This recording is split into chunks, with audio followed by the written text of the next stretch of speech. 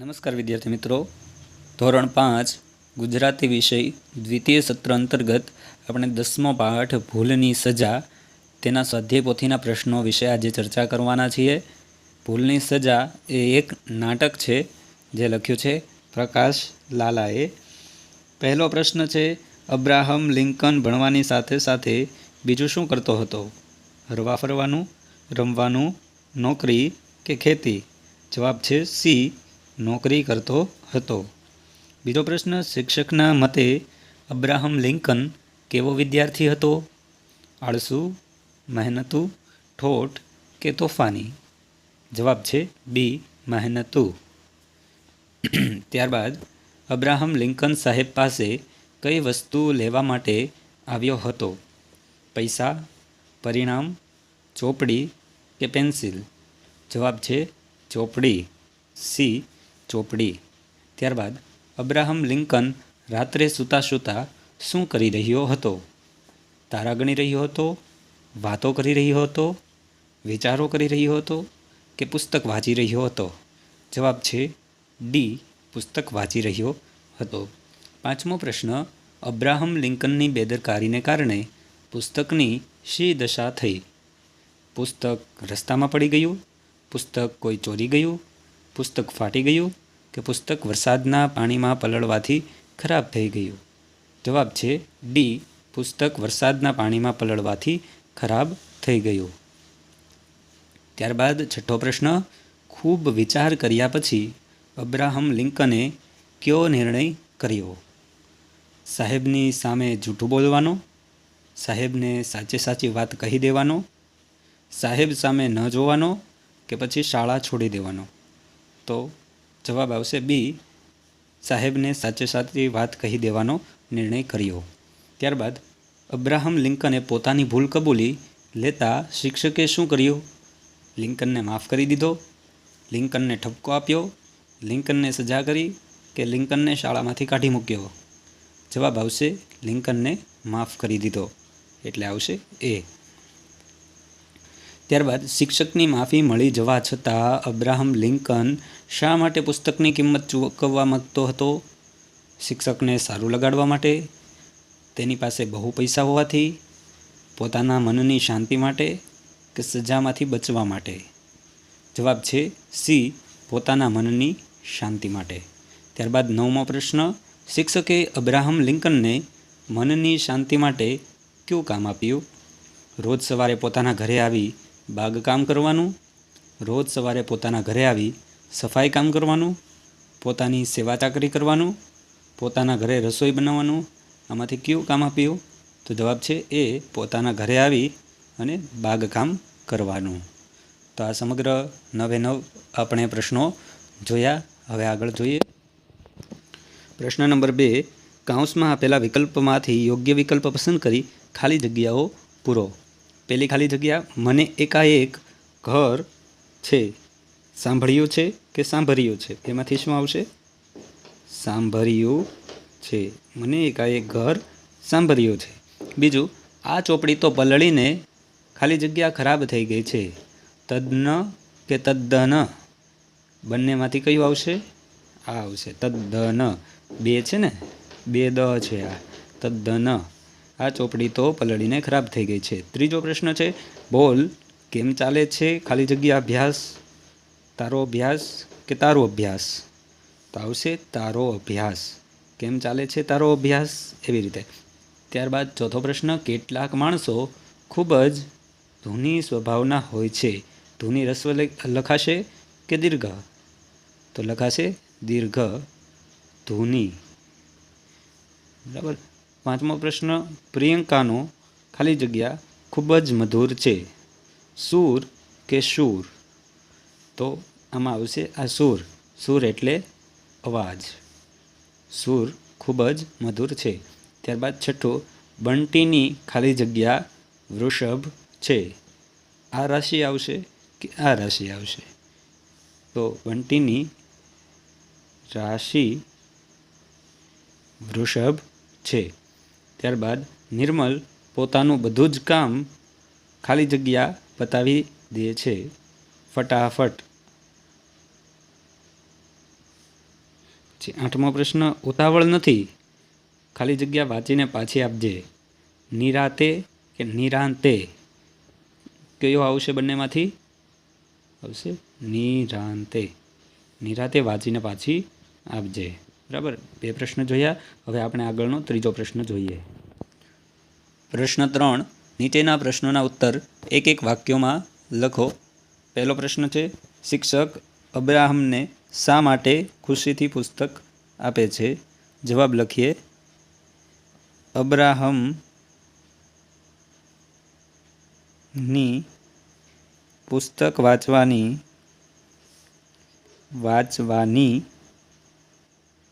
જિજ્ઞાસા જોઈને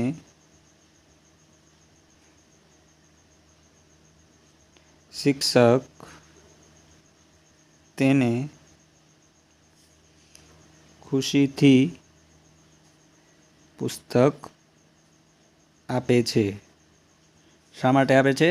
તો કે તેની વાંચવાની જિજ્ઞાસા જોઈને શિક્ષક તેને ખુશીથી પુસ્તક આપે છે. હવે બીજો પ્રશ્ન છે, પુસ્તક શાથી પલળી ગયું? જવાબ લખીએ. રાત્રે વાંચતા વાંચતા પુસ્તક નીચે પડી ગયું. પુસ્તક નીચે પડી ગયું અને રાત્રે વરસાદ આવતા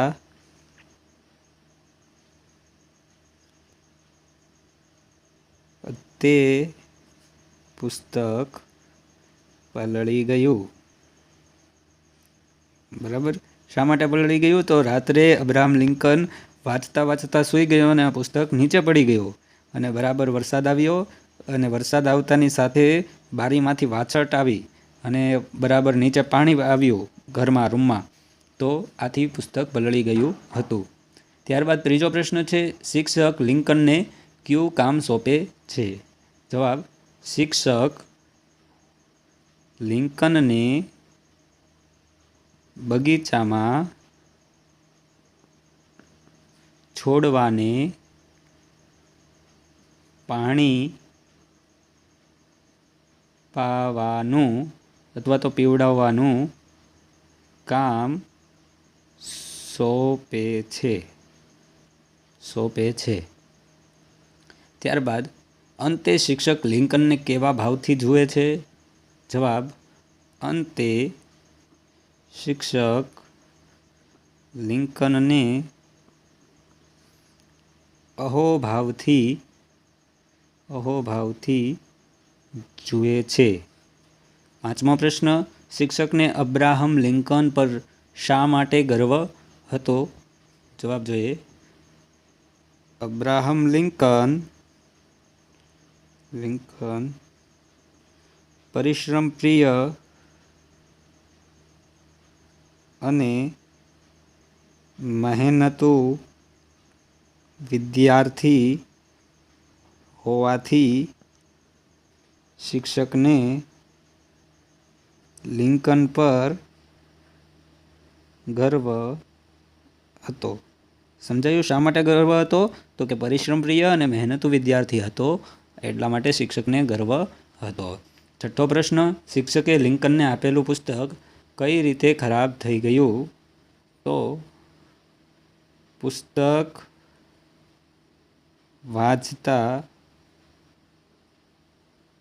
વાંચતા લિંકનને નીંદર આવી ગઈ. પુસ્તક નીચે પડ્યું અને રાત્રે વરસાદ આવતા વાછટના કારણે પુસ્તક ખરાબ થઈ ગયું. પુસ્તક પલળીને ખરાબ થઈ ગયું.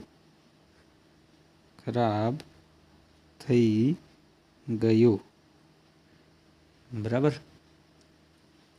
હવે આગળનો પ્રશ્ન જોઈએ. 7મો પ્રશ્ન. પ્રશ્ન 7, અબ્રાહમ લિંકન સાહેબ પાસે શું લેવા આવ્યો હતો? જવાબ: અબ્રાહમ લિંકન સાહેબ પાસે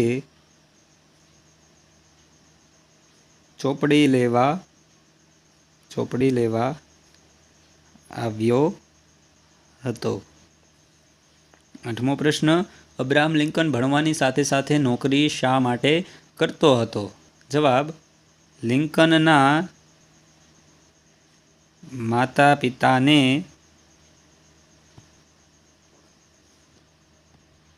તેના અભ્યાસનો ખર્ચ પરવડે તેમ ન હતો.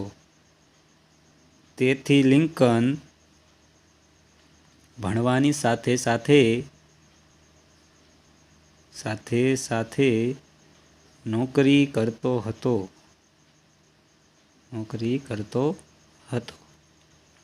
ત્યારબાદ 9મો પ્રશ્ન. અબ્રાહમ લિંકને ખૂબ વિચાર કર્યા પછી કયો પાક્કો નિર્ણય કર્યો?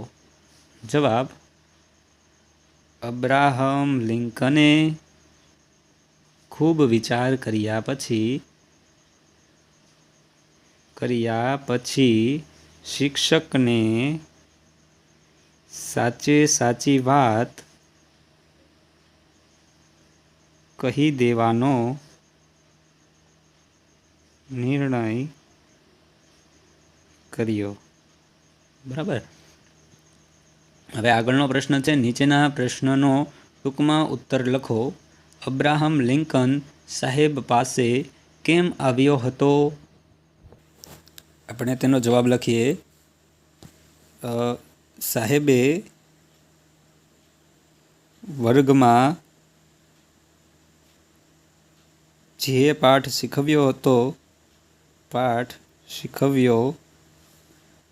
હતો તેના વિશે લિંકનને વધુ જાણવાની ઈચ્છા હતી. તેથી તેના વિશેની જો કોઈ ચોપડી શિક્ષક પાસે હોય તો તે લેવા માટે સાહેબ પાસે આવ્યો હતો. બરાબર. કારણ સમજાઈ ગયું. શા માટે આવ્યો હતો? તો કે જે પાઠ વર્ગમાં ચલાવ્યો હતો એ લિંકનને એના વિશે વધારે જાણવું હતું અને એના વિશેની જો કોઈ ચોપડી શિક્ષક પાસે હોય તો એ લેવા માટે એ શિક્ષક પાસે આવ્યો હતો. હવે મિત્રો 5મો પ્રશ્ન છે. નીચેના પ્રશ્નોના સવિસ્તર ઉત્તર લખો. પહેલો પ્રશ્ન. પુસ્તક ખરાબ થઈ જવાથી લિંકન શું વિચારે છે? જવાબ લખીએ આપણે. આનો સવિસ્તાર ખૂબ મોટો પ્રશ્નનો ઉત્તર આવશે એ લખવાનો છે. તો આપણે લખીએ કે પુસ્તક ખરાબ થઈ જવાથી લિંકન વિચારે છે કે હવે હું સાહેબને શું જવાબ આપીશ કેમ કે પુસ્તક તો સાહેબનું હતું. વળી મારી પાસે તો એટલા પૈસા પણ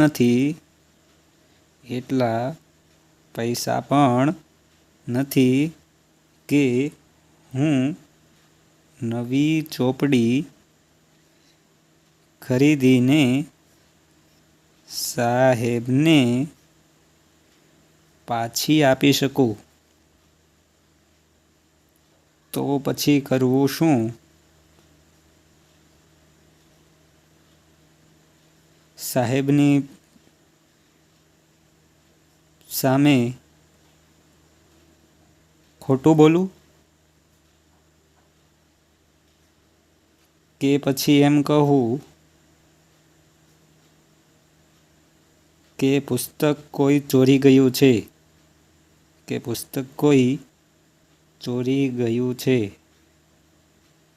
શું કહું એવું વિચારે છે. અંતે ખૂબ વિચાર કર્યા પછી લિંકને શિક્ષકને સાચે સાચી વાત કહી દેવાનો નિર્ણય કર્યો. તો એકદમ સરળ જવાબ છે. આ જવાબ છે થોડો મોટો તો છે પણ એકદમ સરળ જવાબ છે. તમે એમને પણ તમારી જાતે લખી શકો છો. બરાબર. પુસ્તક ખરાબ થઈ જવાથી લિંકન શું વિચારે છે? તો એને એમ થયું છે કે હું હવે સાહેબને શું જવાબ આપીશ, કેમ કે પુસ્તક તો સાહેબનું હતું. મારી પાસે એટલા પૈસા પણ નથી કે હું ચોપડી ખરીદીને શિક્ષકને પાછી આપી શકું. તો પછી કરવું શું? સાહેબની સામે ખોટું બોલવું કે પછી એમ કહું કે કોઈ પુસ્તક ચોરી ગયું છે? તે બધું જ વિચાર કરે છે અને પછી સાચે સાચી વાત શિક્ષક સામે રજૂ કરવાનો એ નિર્ણય લે છે. તો આ એક એનો જવાબ હતો. મિત્રો, હજી એક આપણે સવિસ્તર પ્રશ્ન જોઈ લઈએ. અબ્રાહમ લિંકન સાહેબ પાસે જઈને શી વાત કરે છે? જવાબ લખીએ. લિંકન સાહેબ પાસે જઈને કહે છે કે સાહેબ, તમે મને જે પુસ્તક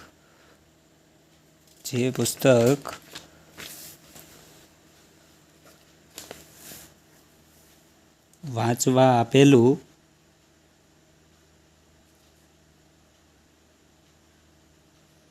તે વાંચતા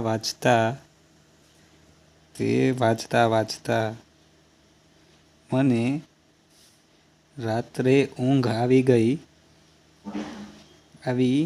ગઈ અને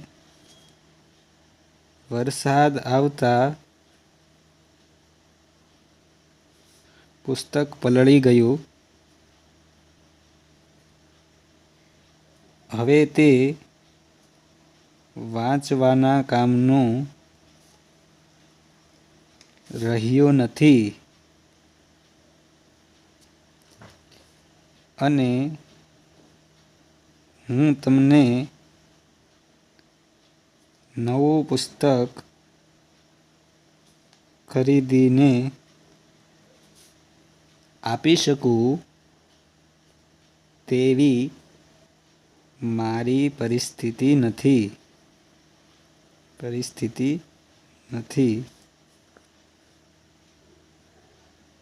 એટલે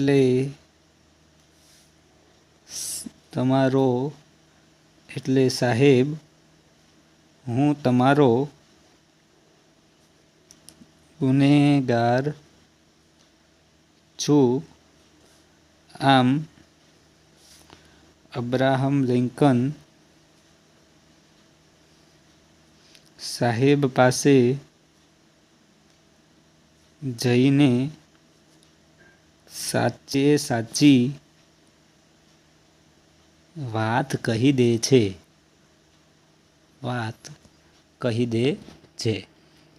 તો મિત્રો, આપણે આટલા બધા પ્રશ્નો જોયા. હવે આગળના તાસમાં આગળના પ્રશ્નો જોઈશું. બરાબર. અસ્તુ. જય હિન્દ, જય ભારત.